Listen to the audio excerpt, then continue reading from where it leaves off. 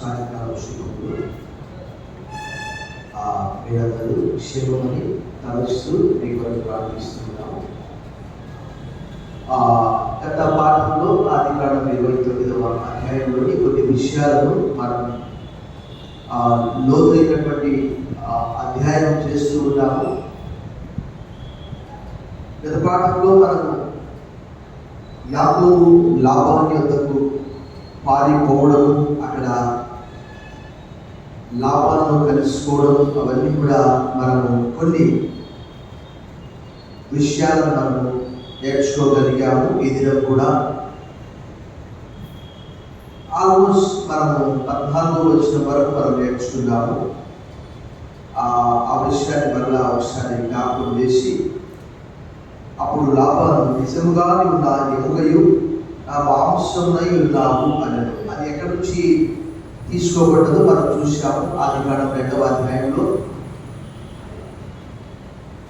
ఆదాము యొక్క పక్కనెముకను తీసి హవ్వను సృజించినప్పుడు ఆదాము చెప్పినటువంటి ఆ మాటను కూడా మనము గ్రహించాము, నేర్చుకున్నాము. ఆదాము చెప్పినటువంటి మాట 2వ అధ్యాయంలో 23వ వచనంలో, నా ఎముకలలో ఒక ఎముక, నా మాంసంలో మాంసం, ఇది నరుల్లో తీయబడినంత నారి అనబడింది. ఆ విషయాన్ని మనము గమనించాము. మరి కొన్ని చోట్ల కూడా మనం చూసాము. ఈ దినము ప్రభు ఉచితమైతే 15 నుండి 21 వచనాల వరకు అలా చూస్తాం. ఇంకా 35 వచనాలున్నవి. 15వ వచనము, లాబాను, నీవు నా బంధువుడవైనందున ఊరకయే నాకు కొలుపు చేసినవా? నీకేమి జీతము కావాలనో చెప్పుమని యాకోబును అడిగాను. ఇక్కడ మనము రిలేషన్ చూస్తాం. ఒకసారి వెనకకు వెళ్తే, ఒకవేళ ఒక 100 సంవత్సరాలని చెప్పుకోవచ్చు, 100 years. At the time that Jacob had left his house, commentators say that he was 77 years old. యాకోబు తన తండ్రి ఇంటిని విడిచిపెట్టినప్పుడు 77 సంవత్సరాలని కొంతమంది చెప్తారు. Late marriage. మరికొంతమంది ఈరోజు కామెంటరీలో 57 అని కూడా కొంతమంది అంటున్నారు. ఏది ఏమైనప్పటికీ పెద్ద వయసు యాకోబుది. అంటే ఒక్కసారి మనము వెనకకు వెళ్తే, రెబెకా యాకోబు యొక్క తల్లి 100 సంవత్సరాల క్రితము లాబాను ఫేర్వెల్ చేసి పంపించినట్టు 24వ అధ్యాయంలో మనం చూసాం. కాబట్టి నా బంధువుడవు అనగా నా సహోదరి కుమారుడవు. చాలా మందికి ఆదికాండంలోని వర్షాలు, అబ్రహాము తల్లిదండ్రులు, అబ్రహాము సహోదరుల పేరు కూడా తెలియదు. కారణం ఏంటంటే రీల్స్ చూస్తూ కాలక్షేపం చేసేవారు అనేక మంది. అంటే వాళ్ళకి లోతైనటువంటి విషయాలు అవసరం లేదు. వచ్చావా, ఎవరి భక్తిని, ఎవరి విశ్వాసాన్ని కించపరుస్తుంది. బట్ ఆదికాండం మనం చదువుతూ ఉన్నప్పుడు ఒక్కసారిగా 50 అధ్యాయాలు చదివితే, ఆ 11వ అధ్యాయం నుంచి ఆ అబ్రహాము వంశావళి, అబ్రహాము తండ్రి, అబ్రహాము తాత, అబ్రహాము సహోదరులు, అబ్రహాము, నాహోరు, హారాన్, వారి సంతానం గత పాఠంలో చెప్పారు. సో నా బంధువుడు అని అంటున్నాడు. ఎలా బంధువుడు? మరలా ఎంతో మందికి కన్ఫ్యూషన్. కారణం ఏంటంటే, అందుకే పరిశుద్ధాత్మ దేవుడు గత పాఠంలోనే చెప్పారు, అక్కడ రాయించి పెట్టాడు ముందుగానే. నాహోరు మిల్కాను బెతూయేలు పుట్టాడు. బెతూయేలు పుట్టినటువంటి వాళ్ళే లాబాను, రెబెకా. సో 24వ అధ్యాయంలో ఎలియజర్ అనే ప్రధాన దాసుడు అక్కడికి వెళ్ళి ప్రార్థించి రెబకాను తీసుకొని వచ్చినట్టు మనం చూస్తూ ఉన్నాము. ఆల్మోస్ట్ ఆ సంఘటన జరిగి అప్రాక్సిమేట్గా మీకు చెప్పాలంటే 97 సంవత్సరాలు కరెక్ట్గా. ఎందుకంటే ఇస్సాకు రెబకాను వివాహం చేసుకున్న తర్వాత 20 సంవత్సరాలు సంతానం లేదు అన్నటువంటి విషయాన్ని పరిశుద్ధాత్మ ఒకటి రాయించాడు. తర్వాత యాకోబు వయసు 75 సంవత్సరాలు. అంటే ఆల్మోస్ట్ అక్కడి విషయాలు ఇక్కడి విషయాలు అక్కడికి వెళ్తూ ఉన్నారన్న సంగతి కూడా నేను మీకు చెప్పాను బదులు. నా బంధువుడు అంటే నా సహోదరి యొక్క కుమారుడు వేరేవాడు కాదు, నా ఎముక నా మాంసం అని కూడా 14వ వచనం మనం చూసాం. ఇంకా మనం ముందుకు వెళ్దాం. మరొక విషయాన్ని కూడా ఇందులో ఊరకే నాకు కొలువు చేసేదవా రాగానే పని వర్క్ ఓరియంటెడ్. మనము మోషే గురించి కూడా చూసాం. నిర్గమకాండం 2వ అధ్యాయంలో ఆయనకు 6 మంది కుమార్తెలు ఉన్నట్టు మనం చూసాం 2వ అధ్యాయంలో. ఇక్కడ లాబాను మాత్రం 2 కుమార్తెలు ఉన్నట్టు మనం చూస్తూ ఉన్నాం. అయితే నువ్వు ఊరికనే కొలువు చేస్తావా? ఓ నా అల్లుడా, నా చెల్లి కుమారుడా, నా మేనల్లుడా అని సంభాషిస్తూ ఉన్నట్టు మనం అర్థం చేసుకోవాలి. ఇదంతా కూడా మీకు 24వ అధ్యాయంలో సంభాషణ ఎప్పుడైనా మీకు సమయం ఉన్నప్పుడు క్రమంగా చదవండి. ఊరికే నాకు చేస్తావా? నీకు ఏం కావాలో చెప్పు అంటే ఇక్కడ బైబిల్ ప్రకారం 1, 2, 3 రోజుల తర్వాత ఖచ్చితంగా ఇంకా పని చేయాల్సిందే. దీని ద్వారా మనకి ఏంటంటే ముందు మనం చూస్తాము, యాకోబు అక్కడ వ్యాఖ్యాన గ్రంథంలో ఒక మంచి మాట వాడుతూ ఉన్నారు. ఇండస్ట్రియస్ అంటారు ఆంగ్లంలో. అంటే కష్టించి పని చేసే స్వభావం ఉన్నటువంటి వ్యక్తి, తిరిగిపడుకునే వ్యక్తి కాదు యాకోబు. అఫ్కోర్స్ తల్లిచాటున పెరిగాడు ఆయన. అక్కడ తర్వాత మనం ఏం చూస్తాము, 31వ అధ్యాయంలో పగలు ఎండకు రాత్రి మంచుకు నేను క్షీణించిపోయాను, నిద్ర నా కన్నులకు దూరమాయను. 7 సంవత్సరాలు లేయా వరకు, 7 సంవత్సరాలు రాహేలు వరకు, 6 సంవత్సరాలు గొర్రెల వరకు పనిచేసినట్టు అక్కడ రాయబడిందంటే కష్టించి పనిచేసే వ్యక్తిని మనకు తెలుస్తుంది. వాడికి ఏం కావాలి నీకు అన్నా అన్నట్టు మనము మన వాడి భాషలో మనం చెప్పుకోవాలి. 16వ వచనం, లాబాను 2 కుమార్తెలు ఉంటుంది. తర్వాత వారిలో పెద్దదాని పేరు లేయా, చిన్నదాని పేరు రాహేలు. అయితే ఇక్కడ ఒక ప్రశ్న, మనకు చిన్న ప్రశ్న ఏంటంటే కుమార్తెలే ఉన్నారా, కుమారులు లేరా అంటే కుమారులు కూడా ఉన్నారు. వారి పేర్లు మనకు తెలియదు. కానీ 31వ అధ్యాయంలో మీకు జస్ట్ మీకున్న డౌట్ నాకు కూడా వచ్చింది. 31వ అధ్యాయం మొదటి వచ్చింది. నేను చదివిన వ్యాఖ్యానంలో మాత్రం దీనికి సంబంధమైన లేదు కుమారుల గురించి. 31:1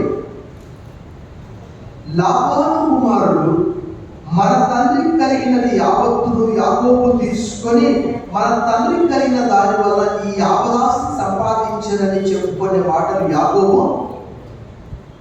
కుమారుడు కూడా ఉన్నట్లు మనకు తెలుస్తూ ఉన్నది. అంటే అక్కడి ఆధారం అన్నమాట. కాకపోతే కుమార్తెల పేర్లు మాత్రం ఇక్కడ మనకు ఇవ్వబడ్డాయి.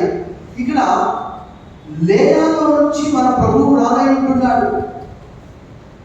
లేయాలో నుంచి మెస్సియా రక్షకుడు రానయ్యుంటున్నాడు. లేయా వంశావళిలో నుంచి. లేయా జబ్బుగండు కలది అక్కడ రాయబడి ఉన్నది 17వ వచనం. లేయా జబ్బు కండ్లు కలది అంటే కళ్ళ బలహీనత ఉంది. ఇప్పటికీ కొంతమంది కళ్ళలా ముడుచుకుంటాయి. బహుశా మనం ఇంతకుముందు పాఠంలో ఏం నేర్చుకున్నామంటే గొర్రెల దగ్గరికి రాహేల్ దాని అర్థం కూడా ఇచ్చారు. వైల్డ్ కౌ అంటే అడవి ఆవు అంట. నాకైతే ఊళ్ళో ఆవులు తెలుసు, మరి అడవి ఆవు ఎలా ఉంటుందో నాకైతే. మీరేమైనా చూసారా? అడవి ఆవు మరి ఆంగ్లంలో వైల్డ్ కౌ అని అర్థం ఇచ్చారు. దేనికి? లేయా. 17వ వచనము దేని గురించి మాట్లాడుతున్నాం మనము? రాహేలుకు కంటి చూపు బాగా ఉన్నది కాబట్టి గొర్రెల యొద్దకు వెళ్ళింది. మనము ఆరంభంలో మనం చూసాం. 29వ అధ్యాయంలో ఆరంభంలో 9వ వచనంలో అతడు వారితో ఇంకా మాట్లాడుచుండగా రాహేలు తన తండ్రి గొర్రెల మందను తోలుకొని వచ్చెను, ఆమె వాటిని వేపున్నదనే మాట్లాడు. అంటే లేయా ఎందుకు వెళ్ళలేదు? ఆమె కొంచెం శరీర సంబంధమైన బలహీనత ఉన్నది. బహుశా సూర్యుడిని నేరుగా చూడలేదో మనకు తెలియదు. పరిశుద్ధాత్మ దేవుడు అయితే మనకు రాయించాడు. సో లేదా చెప్పుకట్లు కలది. రాహేలు గురించి రాయబడ్డ మాట రూపవతియు సుందరియునై ఉండెను. చాలా బ్యూటీ అన్నమాట. మనకు బైబిల్లో అక్కడక్కడ సమూయేలు మొదటి గ్రంథం 16వ అధ్యాయం 12, 16వ అధ్యాయం 18లో దావీదు గురించి రాయబడినటువంటి మాటలు మనకు చూస్తాం. అందరికంటే ప్రత్యేకంగా ఉన్నాడు అన్నటువంటి విషయాన్ని పరిశుద్ధాత్మ దేవుడు అక్కడ మనకు 16, 12, 16, 18 ఏమని రాయబడ్డదంటే చూడండి. అక్కడ అతడు ఎర్రని వాడును, దావీదు గురించిన మాట, చక్కని నేత్రములు గలవాడును, చూచుటకు సుందరమైన వాడునై యుండెను.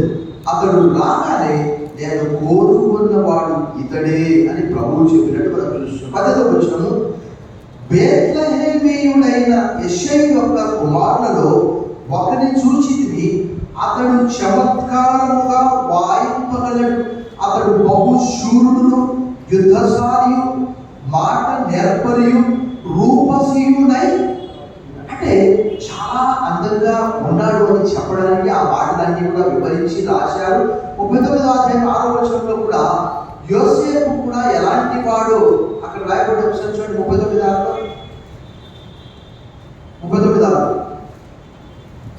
యోసేపు రూపవంతుడును సుందరుడునై ఉండెను. నేనైతే యోసేపు సినిమా చూశాను చాలా కాలం క్రితం. ఇప్పటికీ కొన్ని క్లిప్స్ వస్తూ ఉంటాయి. చాలా యంగ్ ఎనర్జెటిక్ గా, కేవలం ఒక తుండుగుడ్డ మాత్రమే, ఒక బానిసగా కేవలం నడుము భాగం మాత్రమే కవర్ చేయబడి ఆ రోజుల్లో బానిసలను బజార్లో అమ్మేవారు, కొనేవారు. మనందరికీ తెలుసు. బైబిల్ గ్రంథం సెలవిస్తున్నది అలా. 17వ అధ్యాయంలో దేవుడు అన్నాడు, వెండితో కొనబడిన వారికైనా శుద్ధి చేయాలి.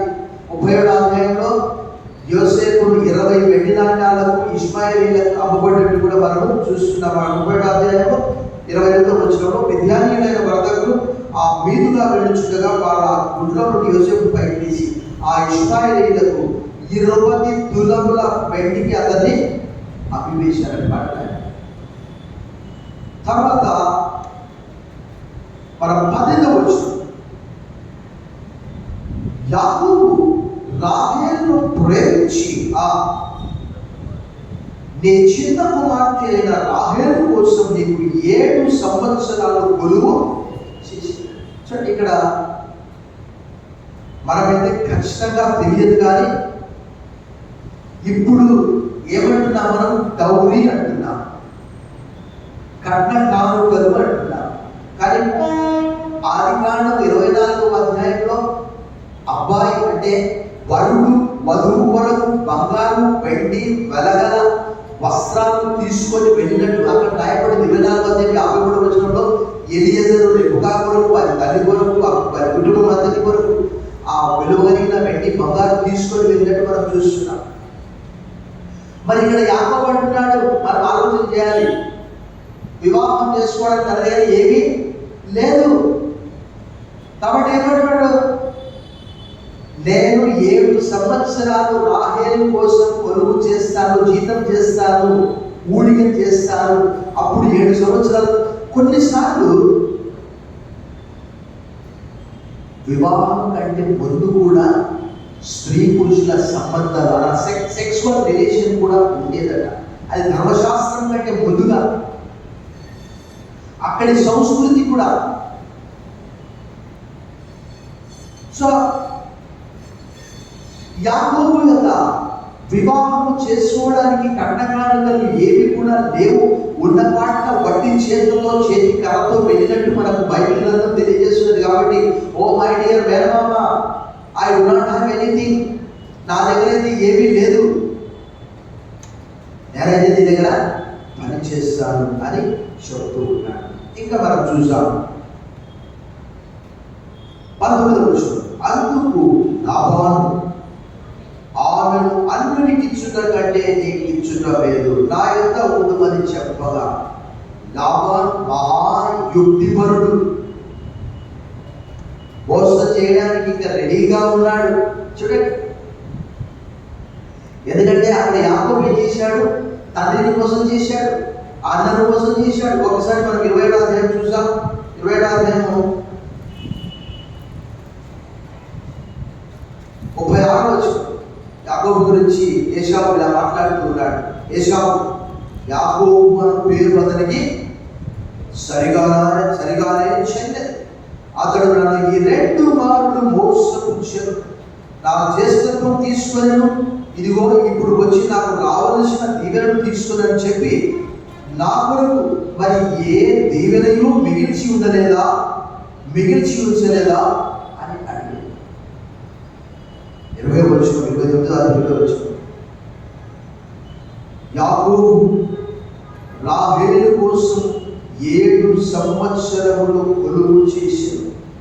అయినను అతడు ఆమెను ప్రేమించుట వల్ల అవి అతనికి కొద్ది దినములుగా వచ్చాయి. ఈ బైబిల్ గ్రంథంలో ఏమని రాయబడిందంటే,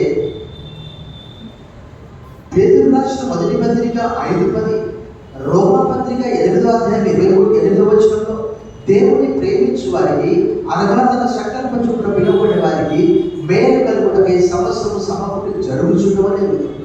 తర్వాత 8వ అధ్యాయంలో మరొక మాట కూడా రాయబడింది, అద్భుతమైనటువంటి మాట.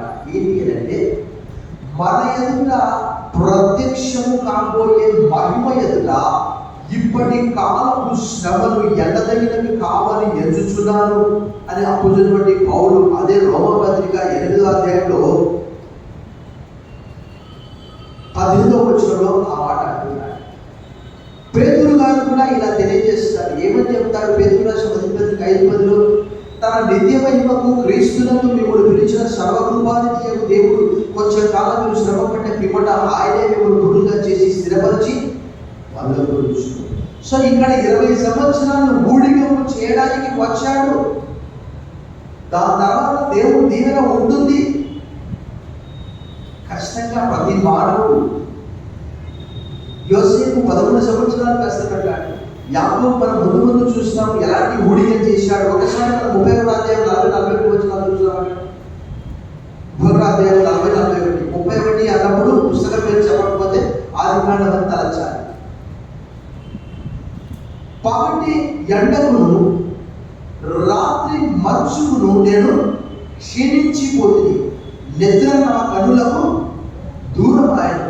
ఇది వరకు నీ ఇంటిలో 20 ఏళ్ళు ఉంటిని, నీ 2 కుమార్తె నిమిత్తము 14 ఏళ్ళును, నీ మంద నిమిత్తము 6 ఏళ్ళును నీకు కొలువు చేసింది. అయినను నీవు నా జీతము ఎన్ని వారు మార్చాడట? 10 వారు మార్చాడు. గత పాఠంలో మీకు ఒక విషయం చెప్పారు. ఏంటి తెలుసా? అసలు లాభానికి యాకోబు లాభాన్ని దగ్గరికి రావడానికి కొద్దిగా ఏమీ లేదు. యాకోబే ఆ మాట చెప్తున్నాడు. ఒకసారి 30 చూడండి. 30 నేను రాక మునుపు నీకుండినది కొంచెమే, నేను రాక మునుపు నీకుండినది కొంచెమే, అయితే అది బహుగా అభివృద్ధి పొందెను. మనం ఈ లోక సంబంధంగా ఏమంటారు తెలుసా? ఎవరైనా ఇంట్లోకి రాగానే కరెంట్ పోతే అబ్బా ఐరన్ లేకుండా అంటారు.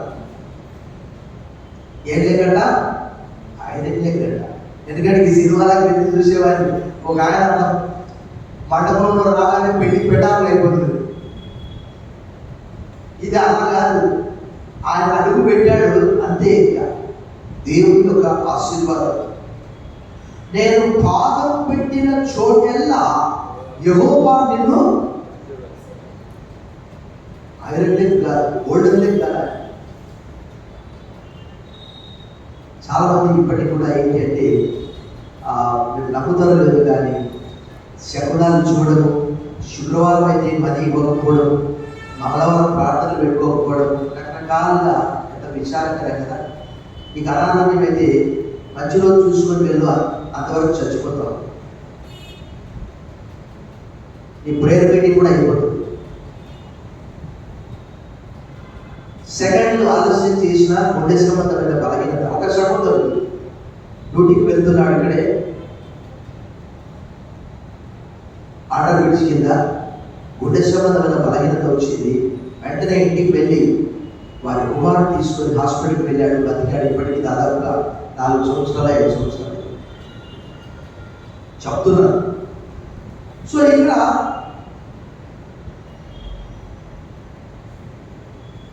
20 సంవత్సరాలు యాకోబు, 13 సంవత్సరాలు యోసేపు, 10 సంవత్సరాలు దావీదు కష్టపడ్డట్టు బైబిల్ తెలియజేస్తూ ఉన్నది. దాని తర్వాతనే దీవెనలు వచ్చాయి. అంత ఈజీగా రావు, ఖచ్చితంగా కష్టపడాలి. కష్టే ఫలి చూసాం. తర్వాత రాహేలు ఎంతగా ప్రేమించాడో అక్కడ రాయబడి ఉన్నది. కారణం ఏంటంటే ఆమె యొక్క అందం. చిన్న ఉదాహరణ చెప్తాను. ఒక సహోదరుడు ఈ మధ్యలో 1-2 సార్లు నా దగ్గరికి వచ్చి తను బిఎస్ఎన్ఎల్లో పనిచేసి రిటైర్డ్ అయ్యాడు. ఈ మధ్యలో తన భార్య చనిపోయింది. ఒక 2 సంవత్సరాలు అయిపోయింది. తను చెప్తూ ఉన్నాడు, ఫోటో చూశాను, చాలా బ్యూటీ సార్, డయాలసిస్ చేసుకుంటూ కూడా చాలా చక్కగా ఉంది సార్, నా భార్య చనిపోయింది సార్. అంటే తను తన భార్యని ఎంతగా ప్రేమిస్తూ చనిపోయింది. 2 years అయిపోతుంది. ఇక్కడ యాకోబు కూడా రాహేలును ఏమన్నాడు? 7 సంవత్సరాలు పనిచేస్తే ఆ దినాలట కొద్దిగా అనిపించాయట. నిజమే కదా?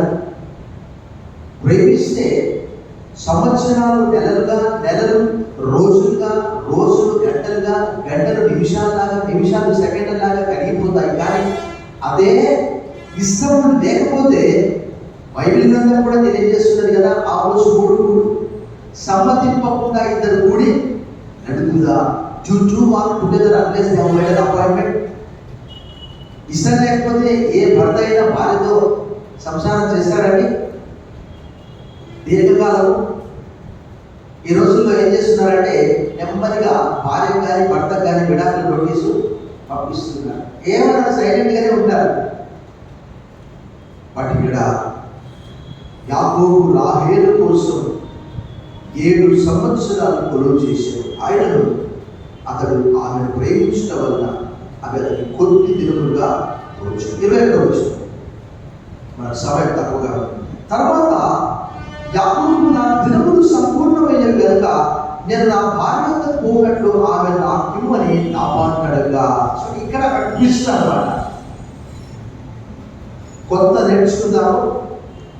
కొత్త ఇది 2వ వారం కదా, బహుశా మరొక వారం 10 రోజులు 13 కదా, 13, 7, 20 బహుశా మరొక గురువారం ఉన్నది బైబిల్ స్టడీకి. తర్వాత వచ్చే గురువారం 27, 6. సో యాకోబు 7 సంవత్సరాలు పనిచేశాడు. ఇంకా అంటున్నాడు, నా దినములు సంపూర్ణమైపోయినాయి, ఇంకా నాకు అనుకున్న మాట ప్రకారం నువ్వేం చేయాలి? నా భార్యకు పోవడానికి నాకు వివాహం జరిపించు.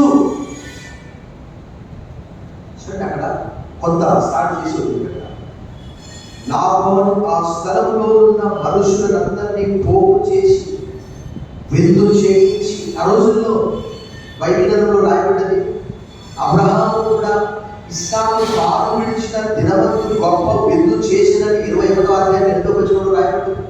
అబ్రహాము దగ్గర చాలా పరివారం ఉన్నారు. ఇక్కడ లాబాను కూడా ఏం చేస్తున్నాడు? అక్కడ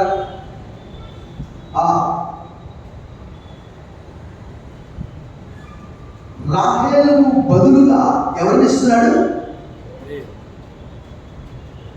అక్కడ 27వ అధ్యాయం 36వ వచనంలో యాకోబు అంటే ఫుట్నోట్స్ లో ఏమని రాయబడిందంటే మడిన పట్టుకున్నవాడు లేక మోసగాడు. చాలా మంది బైబిల్ చదవగా ఫుట్నోట్స్ చదవగా దాన్ని అడుగుతూ ఉంటారు, పాస్టర్ గారు ఎవరు చెప్పారు మోసగాడని, ఎక్కడుంది అని అంటారు.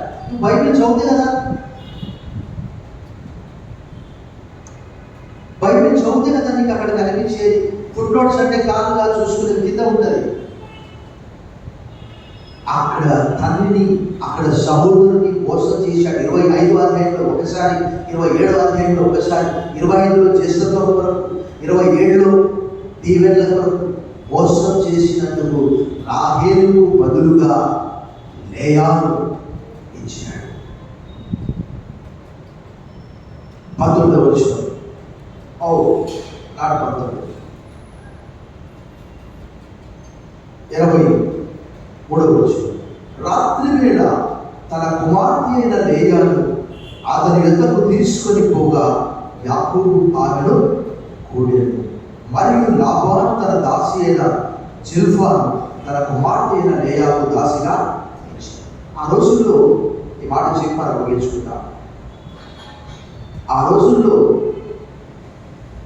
మనందరికీ తెలుసు, పాత దినాల్లో నేను చూశాను, అంటే లిటరల్గా నేను చెప్పేది కాదు, ఇప్పటికి కూడా పెళ్లి కుమార్తె పెళ్లిలో కూర్చున్నప్పుడు సహాయకరంగా ఒకరు అక్కడ కూర్చుంటారు. అలాగే నలుగు వేసేటప్పుడు కూడా మగపిల్లవారిని కానీ ఆడపిల్ల కానీ పక్కన ఒకటి కూర్చోబెట్టి నలుగు. అలా పాత నిబంధన గ్రంథంలో రాయబడినటువంటి విషయం ఏంటంటే 16వ అధ్యాయము ఆదికాండం 1వ వచనంలో అబ్రాహాము యొక్క దాసి హాగర్ అక్కడ ఉన్నది. అనగా ఆ రోజుల్లో ఏంటి అని అంటే యజమానురాలి, మీ బైబిల్లోనే రాయబడి ఉంటుంది ఆ చరిత్ర. మీరు చదవరు, ఎప్పుడైనా మీరు ఉపోద్ఘాతం చదివారా మీ బైబిల్లలో? ఆ రోజుల్లో బబులోను యొక్క చరిత్రలో ఏంటి అని అంటే యజమానురాలికి సంతానం కాకపోతే దాసి ద్వారా పిల్లలను కనాలనేది ఒక ఆచారం. అది బబులోను ధర్మశాస్త్రంలో రాయబడినది. 16వ అధ్యాయం 1వ వచనంలో అబ్రాహాము యొక్క దాసి హాగరు ఉన్నది. ఆ హాగరు ద్వారా సంతానం కలగాలని సారానే ఆమెకి ఇచ్చింది, అతనికి ఇచ్చింది. తర్వాత మనం 24వ అధ్యాయంలో ఏం చూస్తాము చూడండి ఒకసారి. రెబెకా వెళ్ళే సమయంలో కూడా 61వ వచనం, 61వ వచనం, రెబెకాయు ఆమె పనికత్తెలను లేచి ఒంటెల నెక్కి ఆ మనుష్యుని వెంబడి వెళ్ళింది. అనగా వారి పేర్లైతే వెళ్ళావు, తర్వాత మీకు చెప్తారు. ఇక్కడ మీకు ఒక ప్రశ్న,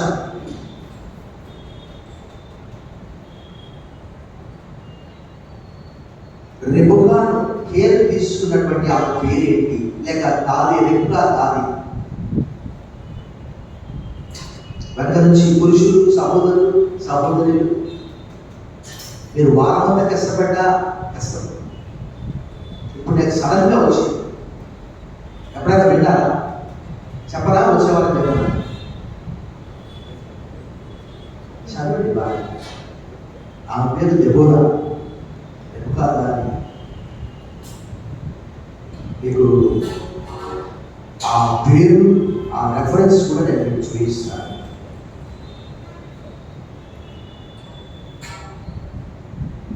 35వ అధ్యాయము 8వ వచనం, 35వ అధ్యాయము 8వ వచనం. ఆదికాండమే. రెబెకా దాది అయిన దెబోరా చనిపోయి బేతేలకు దిగువనున్న సింధూర వృక్షం క్రింద పాతి పెట్టబడెను. దానికి అల్లూర్ బాపూర్ అను పేరు పెట్టబడెను. అనగా ఫుట్నోట్స్ ఏమన్నది? ఏడుపు చెట్టు అని. సో ఆ రోజుల్లో అలా ఉండేది. అయిపోయింది. అయినప్పటికీ కూడా మన తర్వాత ఎవరు లేరు కాబట్టి బైబిల్ బాగా చదవాలి. ఒక రోజులో వచ్చేది కాదు, ఒక రోజులో కాదు, నిరంతరము. పాపం చాలా మందికి మన ఒక సహోదరుడు ఒక సహోదరి వారి బోధన జరిగింది. పెద్ద వయసు, పాపం దాదాపుగా 69 సంవత్సరాలు దాటింది. నేను ఒక చిన్న రెఫరెన్స్ చెప్పాను, విజయోపదేశకాండం అని. పాపం ఆయన బైబిల్ అంతా వెతుకుతూ ఉన్నాడు. కారణం ఏంటంటే practice makes a man or women perfect. Practice makes us perfect. నిరంతర వాక్య పఠనము మనము పరిపూర్ణంగా చేస్తూ ఉండాలి. ఈ సాయంకాలం వచ్చే వారం ప్రభుచితమైతే ఆ వచనాలన్నీ కూడా బహుశా ఇప్పుడు 23, 24, 25 ఇంకా 10 ఉంటాయి. ఆ అధ్యాయం అంతా కూడా కంప్లీట్ చేశారు. కానీ ఇది చాలా వండర్ఫుల్ చాప్టర్ అన్నమాట. మీకు ఒక హింట్ ఇచ్చి నేను ముగిస్తాను. ఎందుకంటే లేయా జబ్బుగండ్లు గలది కాబట్టి యాకోబు అంతగా ప్రేమించలే. దైవవాక్యము సెలవిస్తున్నది 29:31. లేయా ద్వేషింపబడ్డ యెహోవా చూసి ఆమె గర్భము తెరిచాడట. కాబట్టి మనుషులందరూ కూడా మెచ్చుకున్న దేవునికి ఇష్టం ఉండదు. మనుషుల మెప్పు కాదు, మనుషుల దృష్టిని ఆకర్షించడం కాదు, మనుషులను పొగడడం కాదు. ప్రభు లేయాను చూసి ఆమెలో నుంచి రక్షకుడిని తీసుకొని వచ్చాడు. రూబేను, షిమ్యోను, లేవి, యూదా పుట్టారు. తర్వాత దాన్ పుడిగింది. యూదాలో నుంచి యూదా తామారులను, పెరెసును, జరహును కనెను. పెరెసు యెస్రోను, యెస్రోను ఆరామును, ఆరాము అమినాదాబును, అమినాదాబు నయస్సోను, నయస్సోను షల్మాను, షల్మాను రాహాబునందు బోయజును, బోయజు రూతునందు ఒబేదును, ఒబేదు యెషైని, యెషై రాజైన దావీదుని కన్నాడు. అట్లా వచ్చింది. సో మీరు వచ్చే వారము ఈ అధ్యాయం అంతా ఒక్కసారి బాగా చదివి రండి. మరికొన్ని విషయాలు నేర్చుకుందాం. మర్చిపోకుండా వాక్యం పాత్ర పాటించండి. ప్రార్థన చేసుకుందాం. మన సౌరిపాసంగా ప్రార్థిస్తారు. ఆశీర్వాదం సెలవు చేసుకుందాం.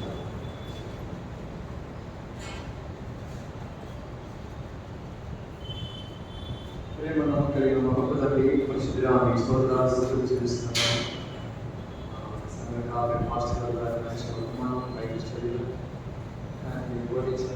గారు మా హృదయంలో భద్రపరచుకొని నేర్చుకుంటూ సహాయం అందించండి. స్థితి ఘనత మహిమానికి చెల్లిస్తూ దీవించాలి. ఉదయం తిరగలేదు నదిలో వేసి క్రీస్తు పరిశుద్ధనామములో దీవించున్నాం. పరమ తండ్రి అయిన దేవుని ప్రేమ, కుమారుడైన యేసుక్రీస్తు వారి ఆశ్చర్యమైన అద్భుతమైన కృప, పరిశుద్ధాత్మ దేవుని యొక్క అన్యోన్య సహవాసం మనందరికీ సదాకాలం తోడై ఉండుగాక. Amen. God bless you all.